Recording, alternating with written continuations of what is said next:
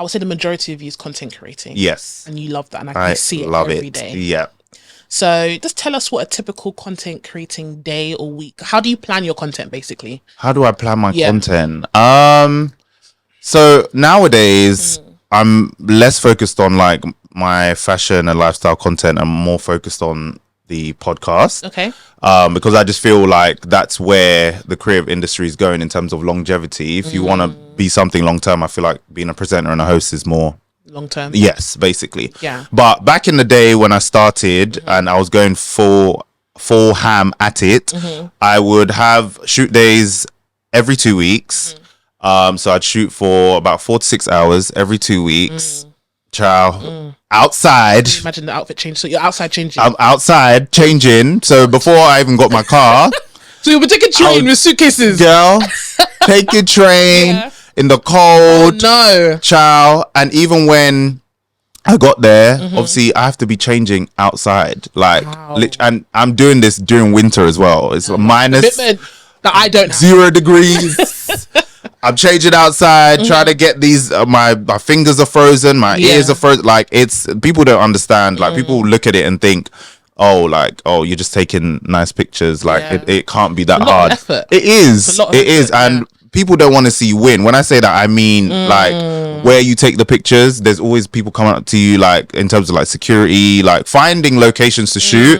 If you're a content creator, you know it's stupid hard. So I would do that, shoot every 2 weeks, and then I would just edit the pictures from those shoots, and I would make sure every single week I had at least 3 pictures to post every week without fail. And I did that for basically 3.5 years straight.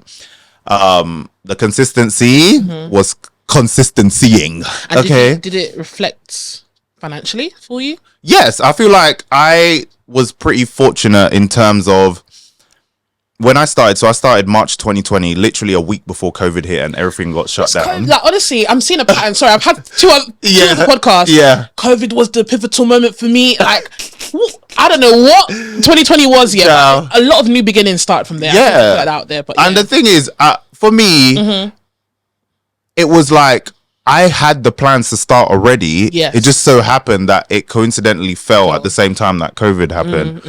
So when it started, I was like, Jesus Christ, what am I going to do now? Because obviously, fashion creator, you create content outside, and we weren't allowed outside.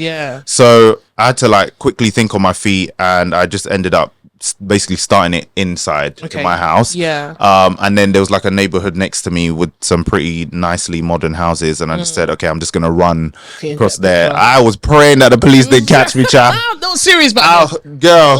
It was very serious. So yeah, and then I kind of just did that. And financially, I eventually, so like a year later, I got signed to my first agency. It was called The Fifth. Shout out to Keys. Shout out to you, Keys. That was my first manager. She was amazing. She signed me. I only had like 3K followers at this time, I think, but she saw the vision of what I was doing. So yeah, I mean, from there, obviously, when you're with management, it's much easier to get paid because they charge what they know you're worth. And they know how to negotiate, etc., etc. So yeah, you could get paid some big money. I think the most I probably made for like a shoot in a day is about 3.5 grand for one shoot. Took 2 hours, 3.5 grand. I'm a plus size girlie, so order yours, Simply Bees, 3 LTs. Call your girl, honey. 3 grand. Yes.